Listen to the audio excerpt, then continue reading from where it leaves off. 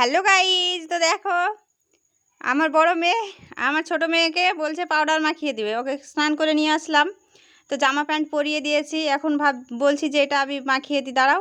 তো না, ও মাখাবে। লাও মাখাও। আমি আমি বের করে দিচ্ছি, একটু করে বের করে দিলাও। ধরো, লাও, হাতে লাও।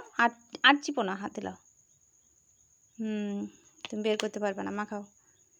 ওরে বাবালি, দিদির হাতে পাউডার মাখছো, মাখাও। ও এমনি করে পাউডার মাখায়, আল্লাহ।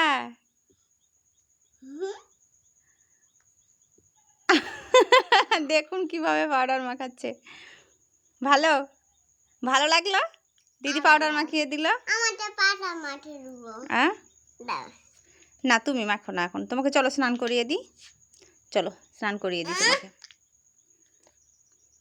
তো গাইস, সব ভালো থাকুন, সুস্থ থাকুন, আর আমার পেজটা ফলো করে দিন।